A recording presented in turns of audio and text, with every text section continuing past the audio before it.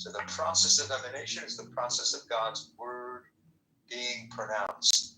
And that finally happens through Shekhinah. So she is called speech, Dibur. She is called speech. And that's why our speech is important here. Every dream follows human speech because human speech triggers divine speech. Look at 198. Run below controlled by speech. Gabriel, the run below, is controlled by Shekhinah, who conveys the divine word and is known as speech. According to Rabbi Yehuda, human interpretation is effective because it activates divine speech, Shekhinah, who then translates the dream into reality. That's the process the Zohar sees here. Okay, so Rabbi Yehuda related it to Shekhinah because of speech, human speech and divine speech. Now Rabbi Yehuda gives his further view. He opened his talk. He opened the verse up. He opened himself. He opened saying, now another biblical verse about dreaming from Job. In a dream, a vision of night, when deep sleep falls upon humans, in slumber upon the bed, he then uncovers human ears, and with a warning, terrifies them. Okay, what's terrifying a person? Something in a dream, maybe predicting some disaster, some message that comes to you in a dream. That's how Job describes what could happen in a dream. Come and see.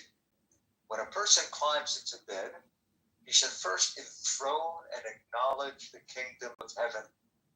What does that mean? He should recite the Shema. By reciting the Shema when you go to sleep, Hear, O Israel, the Lord our God, the Lord is one. That's called, in rabbinic texts, accepting the yoke of the kingdom of heaven. Acknowledging the kingdom of heaven. By reciting the Shema, they're saying at 199, by reciting the Shema, you enthrone God. You're accepting God as the universal ruler. So when you climb into bed, you should say the Shema, then recite a verse of compassion, a certain verse that the Talmud identifies. It's noted already on the next page. So from Psalm 31:6, into your hand I entrust my spirit. You redeem me, Yud-Heh-Vav-Heh, God of truth. Biyadcha afkid ruchi. Into your hand I entrust my spirit. Beautiful verse, and that's considered part of the evening ritual in bed, to recite the Shema, and then to recite a verse of compassion. For when a human sleeps upon his bed, his soul leaves him and goes wandering above, each in its own way, ascending so, as has been said. Okay, when you're sleeping in bed, your body is asleep, your soul is sailing through heaven, wandering through heaven. Probably it means each in its own way, according to its conduct, depending on how it's acted during the day. It's able to explore certain regions of heaven that may be implied here. What is written?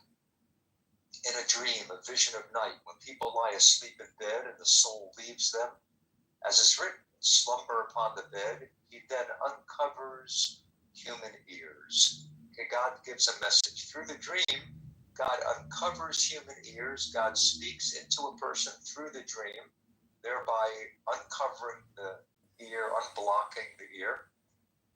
How does that happen?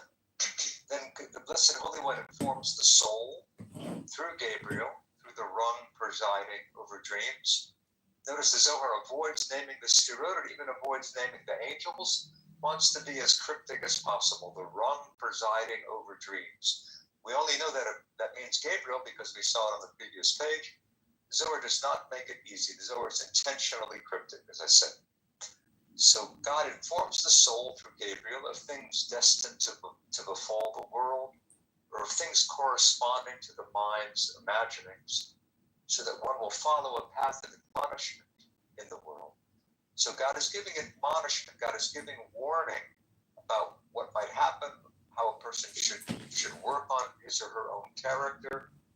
How do those messages come? They might be a message of what will happen, what will befall the world. They might be corresponding to the mind's imaginings. What does that mean? The dream could be corresponding to the mind's imagining. This is based on another statement in the same place in the Talmud, Brachot